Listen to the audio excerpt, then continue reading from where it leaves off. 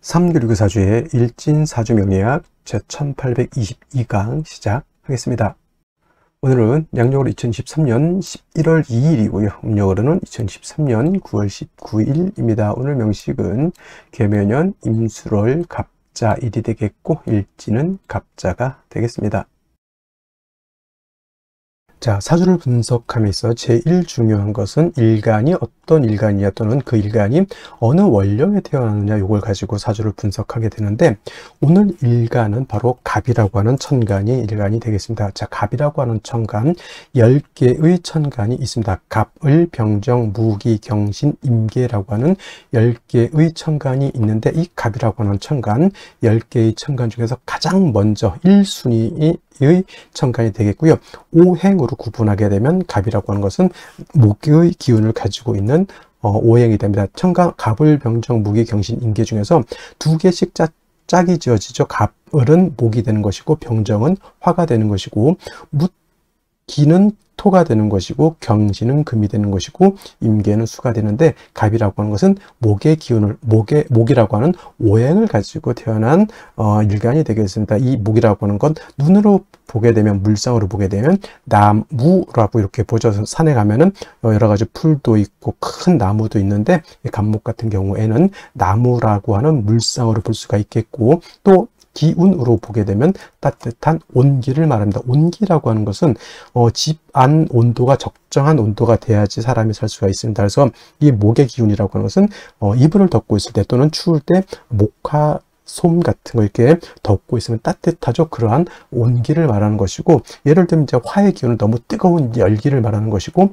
금의 기운은 또 경금신금을 때 설명하겠지만 금이라고 하는 것은 서늘한 숙살의 기운을 말하는 것이고 수라고 하는 것은 천하를 땡땡땡땡 얼게 만드는 그러한 혹한의 냉기를 말한다 이렇게 생각하시면 되겠습니다. 그래서 오늘 갑목과 내일 공부하게 되는 을목이라고 하는 것은 따뜻한 온기를 말한다라고 볼 수 있습니다. 그리고 계절로 봤을 때 목의 계절은 바로 봄이 되죠. 그래서 지지로 봤을 때는 인묘진 동방이라고 해서 인월, 묘월, 진월이 바로 봄에 해당이 되죠. 인월, 묘월, 진월 때도 자세히 설명드릴 거고요. 방향은 동방이었으니까 동쪽이 될 것이고 또 목이라고 하는 것이 주관하는 색깔은 파란색, 바로 청색이 되겠습니다. 청색. 그 다음에 오상이라고 하는 것이 있는데 오상은 인의 예지 신을 말하죠. 인의 예지 신을 말하는데 목이 주관하는 것, 오늘 갑목도 마찬가지고 내일 을목도 마찬가지인데 이 목이라고 하는 것은 어질 인자, 어진 마음을 주관한다 이렇게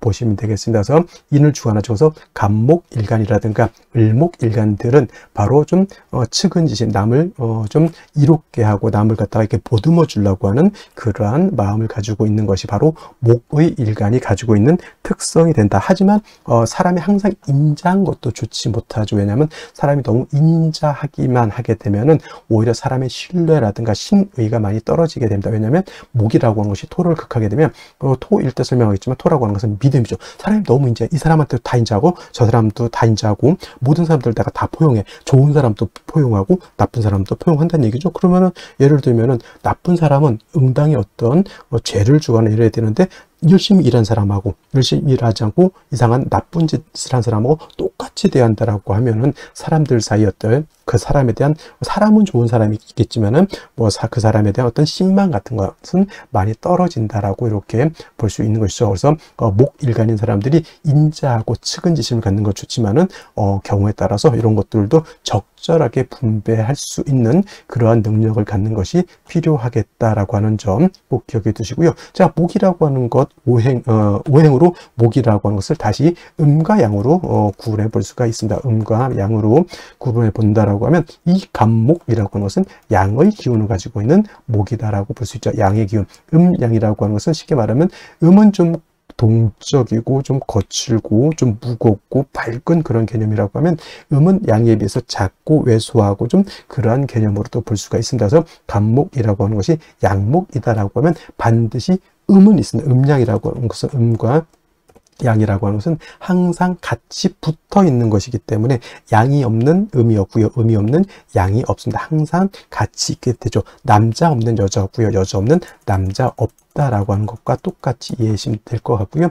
자, 간목이 양목이라고 하면 내일 공부하게 될 을목이라고 하는 것이 바로 음목이 되겠습니다. 음의 기운을 가지고 있는 목이 되죠. 뭐 어떤 차이가 있을까요? 자, 양목은 큰 나무입니다. 큰 전나무라든가 참나무라든가 이러한 그런 큰 나무를 말하는 것이고, 이러한 큰 나무, 그래서 우리가 표현할 땐 대림목이라고 해요. 산에 가게 되면 작은 풀도 있고 야생화 같은 것도 있지만 오동나무라든가 전나무, 참나무 같은 이러한 큰 나무가 있죠. 이런 나무들이 바로 이 간목의 성향을 가지고 있는 나무이고, 이러한 간목은 큰 나무, 즉 다 자란 성목이라고 하는 것은 나무가 다 자란 그런 나무를 말하죠. 그래서 간목의 특성은 단단하고 곱고 향천성이라고 하는 것이 있어 크게 자라는 나무이기 때문에 간목은 성목이 되면 뭘로 쓴다? 제목으로서, 동량시 목으로서의 용도가 있는 것이고, 간목의 쓰임이라고 하는 것은 바로 이 큰 나무를 베어다가 제목으로서 큰 배를 만들다거나 또는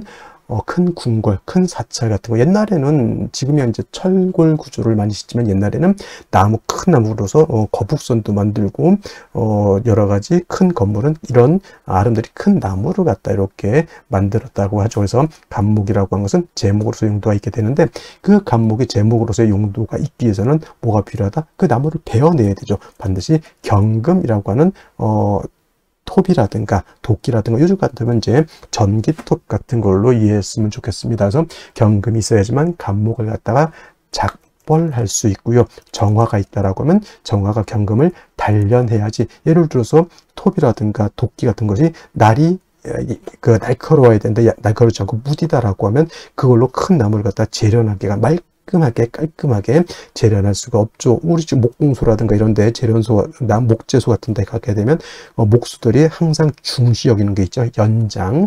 그래서 톱이라든가 대패라든가 큰 도끼 같은 거, 요즘은 전기톱 같은 거, 나를 항상 깔끔하게 시퍼렇게 날카롭게 만들어 놓죠. 그게 바로 정화로서 경금을 단련해야지만 경금이 간목을 깔끔하게 이렇게 단련할 수 있다라고 하는 것이 핵심이 되겠습니다. 그래서 간목이라고 하는 것은 경금과 정화로서 용신을 취용하는 것이 일반적임에 반해서 을목이라고 하는 음목이라고 하는 것은 간목이 대림목이다라고 봤을 때 을목은 어떤 목? 양류목이라고 해서 능수, 버들 같은 것 또는 화초 같은 개념으로 볼 수 있죠. 꽃을 피우는 화초입니다. 그래서 을목 같은 것을 배워다가 우리가 집을 짓거나 궁궐을 짓는 석가래라든가 대들보 같은 걸로 쓸 수가 없죠. 즉 을목은 동량지목으로 쓸 수가 없다라고 하는 것이고, 을목은 항상 꽃을 피우는 용도가 있다 이렇게 보는 거죠. 뭐 명령어로 목화통명에 이롭다라고 이렇게 표현하는데,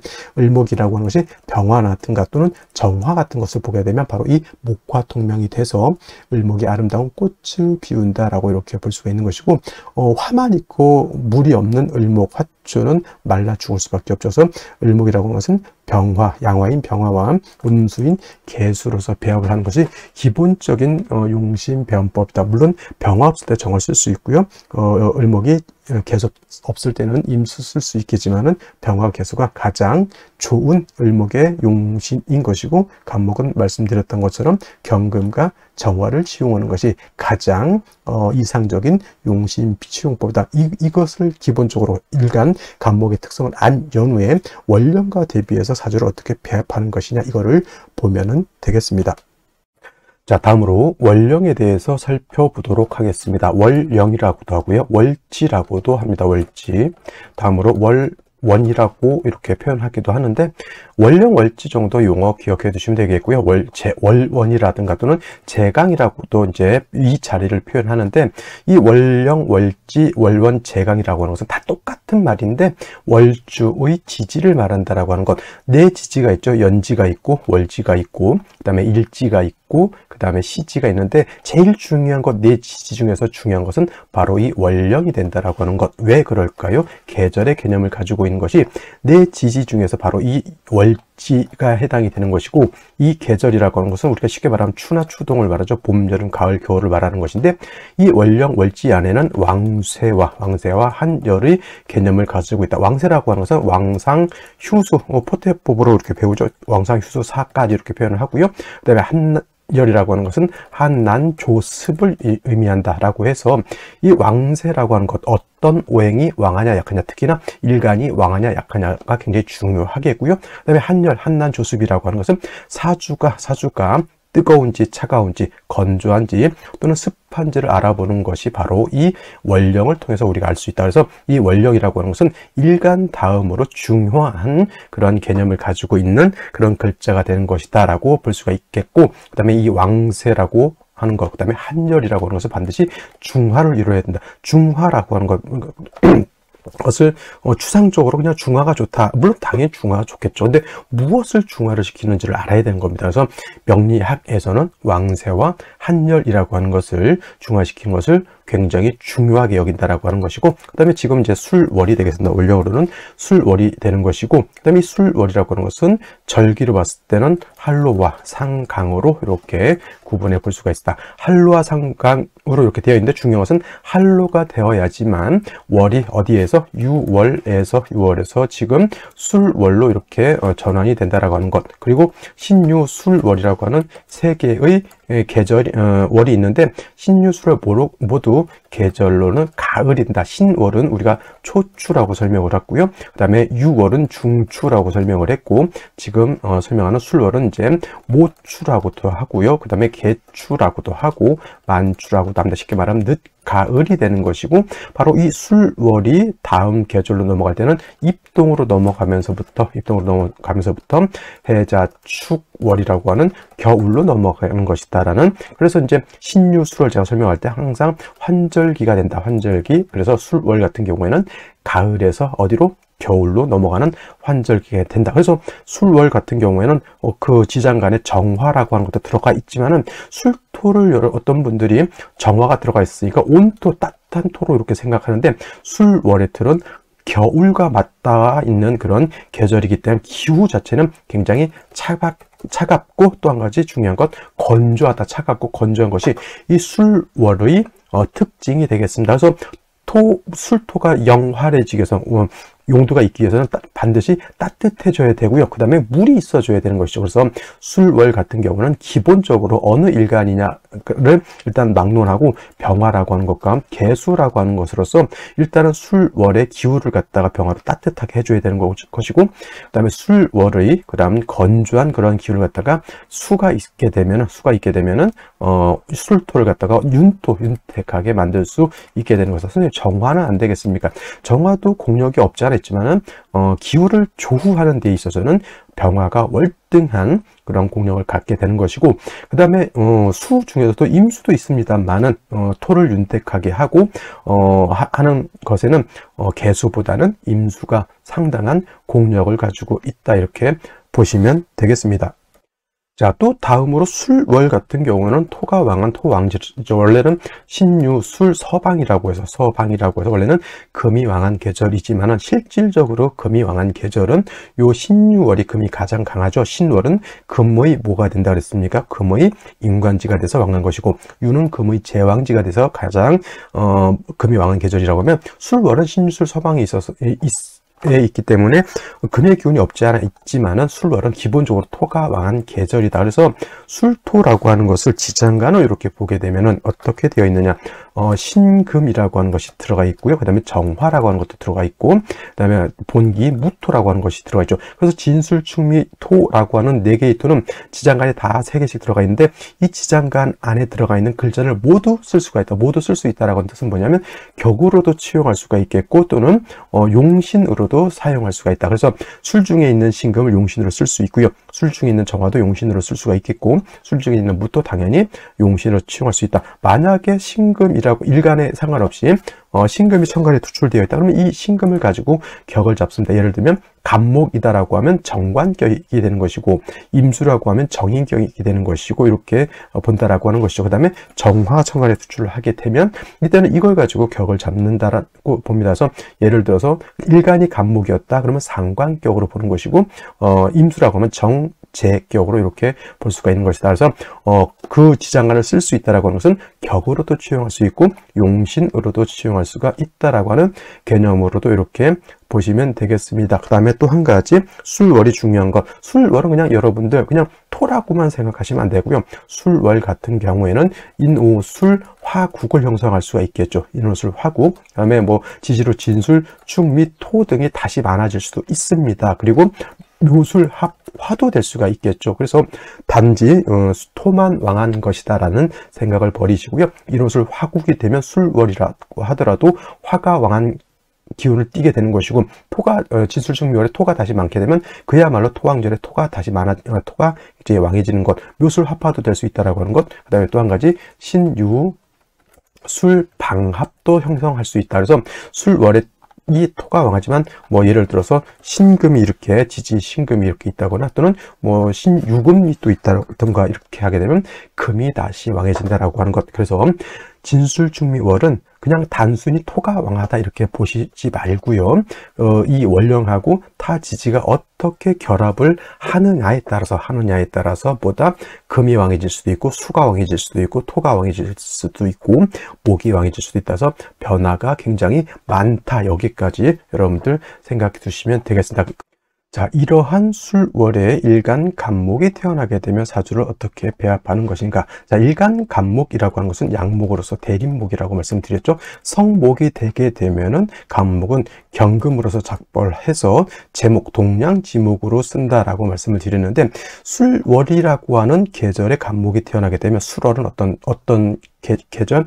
기운은 차갑고 그 다음에 수기가 없어서 건조하죠. 건조. 이러한 때 간목이 태어나게 되면 간목 자체가 기운이 하강되어 있으니 성장을 하기가 어려울 것이고요. 그 다음에 물이 없으면 간목 자체가 말라 죽을 수밖에 없습니다. 그래서 이러한 경우에 대뜸 경금이라고 하는 것을 딱 보게 되면은 간목 입장에서 어떻게 될까요?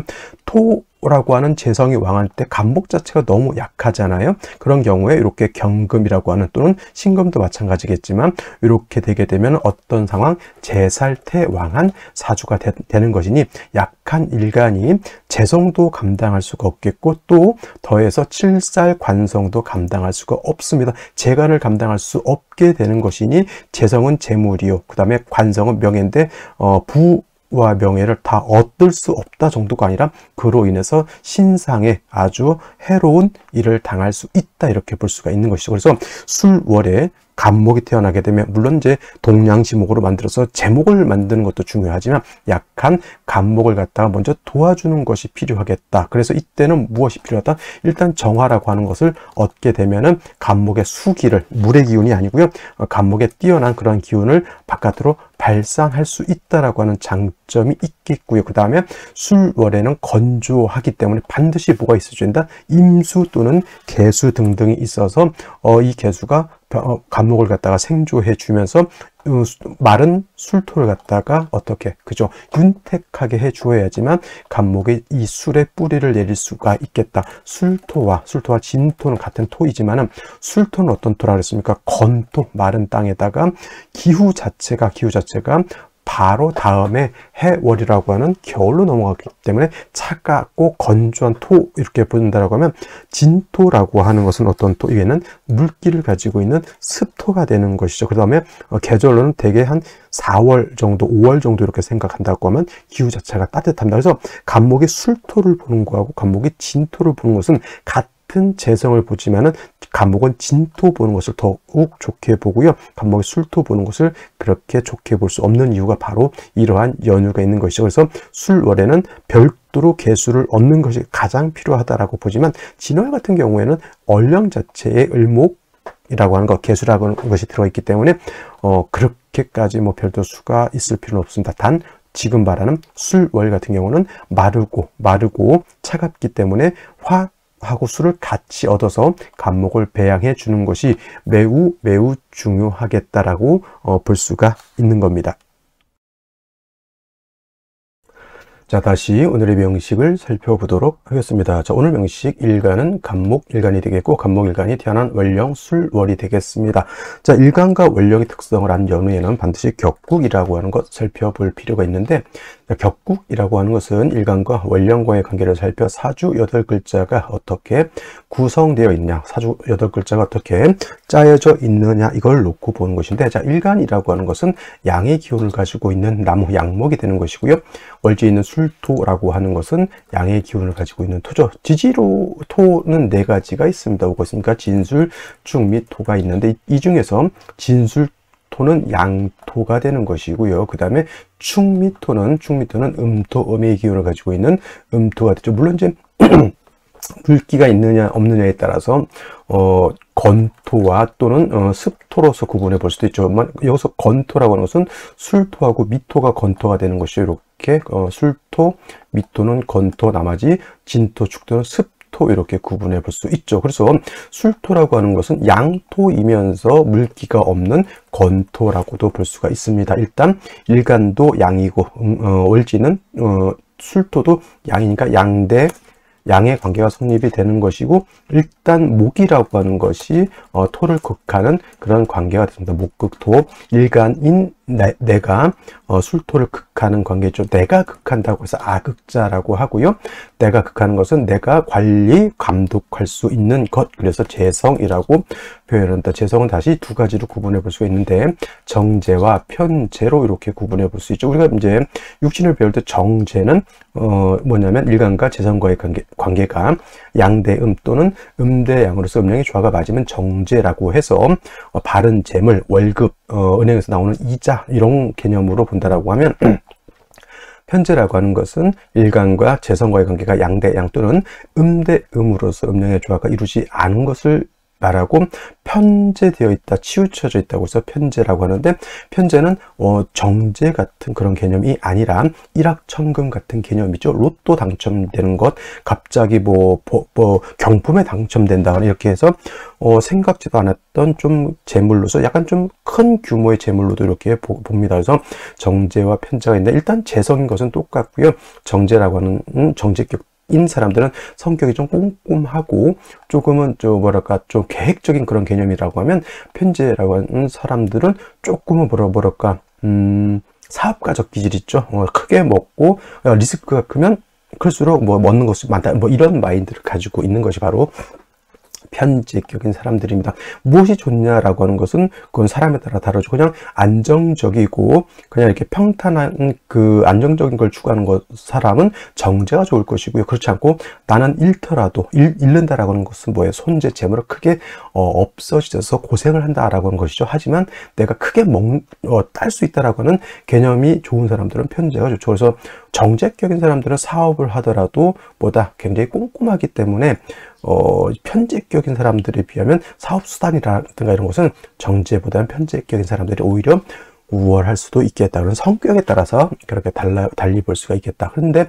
오늘 간목의 술월에 태어난 것은 양의 관계가 되는 것이니 정재가 아니라 편재격이 되는 것이고, 술월은 토는 왕한 반면 목은 약하죠. 일간 간목은 약하고 재성은 왕한 사주 또는 재다신 약한 사주 자체가 완전히 재다신 약이라고 하는 것이 아니라, 간목이 술월에 태어난 뉘앙스를 보면 일간이 약하고 또는 재성이 왕하다, 그런 개념으로 본다는 얘기죠. 그래서 약한 일간을 도와줘야 된다. 인비가 있어서 도와주는 것이 필요하고요. 인성이라고 하는 것은 술을 말하는 것이고, 그 다음에 비겁이라고 해서 같은 목을 말한다, 이렇게 볼 수가 있죠. 수목으로서 일간을 도와주는 것이 필요하겠다라는 말씀을 드리는데, 원래 간목이라고 하는 것은 말씀드렸던 것처럼 왕하게 되면 경금으로서 작벌해서 동량지목으로 쓰는 것이 맞죠.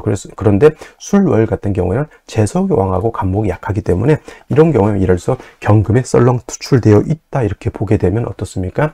이거는 일간이 약한데 재다신약에서 재살태양으로 사주국세가 바뀌게 되죠. 그래서 이런 경우에는 경금을 맞바로 쓸 수가 없겠다. 정화 같은 것이 일단 있어서 경금이 왔을 때 그 경금을 통제할 수 있는 장치가 있어야 되고요. 또는 임수라든가 개수 같은 인성이 있어서 나를 갖다 도와줘야 된다. 갑목 자체가 뿌리가 튼튼하면 수월의 갑목이라도 경금을 쓸 수 있지만 수월의 갑목은 기본적으로 신약하기 때문에 이렇게 정화 개수 또는 정화 임수를 가지고 일간을 도와주고 그 다음에 토를 갖다가 윤택하게 해줘야지만 갑목이 뿌리를 내리고 살 수가 있다라는 말씀을 드렸던 거고요. 자, 술 안에는 지장간이 있습니다. 자, 격을 논하는 자리니까 신금이 있고요. 그 다음에 정화가 있고 그 다음에 무토 본기가 있습니다. 지금 금방 요거 정화가 이렇게 투출하게 되면은 이거는 상관이죠. 이거는 상관격으로 볼 수 있습니다. 상관격. 그 다음에 여기에 만약에 신금이 이렇게 투출하게 되면 이거는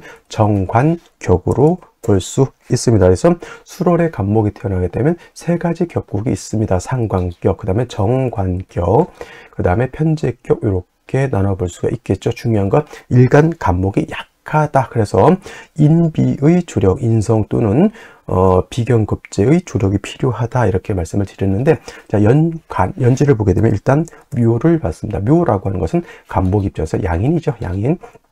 원래 여러분들 이제 신살 볼 때 양인 살이라고 해서 양인을 되게 안 좋게 보는 견해도 있지만은 이거는 무조건 양인 살이니까 안 좋다 이렇게 보는 것이 아니고요. 일간한테 도움이 되느냐 안 되느냐 실질적인 어떤 나한테 끼치는 영향을 보는 것인데, 수월의 갑목 자체는 약하기 때문에 묘를 보면 일간 자체가 통근 뿌리를 내릴 수 있기 때문에 저거는 양인이라고 하더라도 나쁘지 않고요. 그 다음에 묘술 합이 되죠. 원래 묘술 합이 되면 화가 되는데 묘술 합화가 됐다고 해서 목이 없어지고 토가 없어지는 것은 아니다. 이거 꼭 명심해 두시기 바랍니다. 묘술 합이 된다 해서 화의 기운이 살아난다 하더라도 술토 묘목의 기능상 인 어떤 그것이 기능이 떨어질 수는 있어도 묘목이 없어지고 술토가 없어진다 이렇게 보진 않아요. 그래서 묘술합이 되더라도 갑목의 묘에는 뭘 할 수 있다? 뿌리는 내릴 수 있다라고 보시고, 중요한 건 묘술합이 돼서 사주가 너무 건조해지기 때문에 물이 필요하다라고 봤을 때 일지에서 자수를 얻었죠. 갑자 일주가 되는 것이고, 월간에 임수라고 하는 편인이 있고요. 연간에 개수라고 하는 정인이 있습니다. 이걸 정편인 혼잡 이렇게 해서 엄마가 두 분이다 이렇게 얘기하지 마시고요. 이거는 일단 중요한 것은 술월에 묘술이 있어서 묘가 있어서 갑목이 통곤할 수 있다 하더라도 술월은 제가 뭐라고 했습니까? 굉장히 건조한 토에다가 기운은 하강되어 있기 때문에 일단 물이 있어야지만 갑목의 뿌리를 배양할 수 있겠다라고 하는 것. 단 중요한 것, 술월에 묘술 합이 된다 하더라도 이렇게 자의 뿌리를 든 임계수가 2개 정도 이렇게 투출하게 되면 사주는 한습해지기 때문에 일단 화라고 하는 것을 얻어서 사주를 갖다가 조후할 필요는 있겠다라는 정도까지 말씀을 드리면서 생시를 알아보도록 하겠습니다. 자, 생시 제일 먼저 갑자시를 보죠. 갑자시. 자, 갑자시가 되게 되면 자수의 임계수가 투출돼도 한습하다라고 했는데 이렇게 자수를 하나 더 봤고요. 갑목이 하나 더 있으면 당연히 뭐 비견이기 때문에 일간이 좀 튼튼해지는 점은 없잖아 있겠지만 이 상태에서 갑자시가 되면 뭐가 급할까요?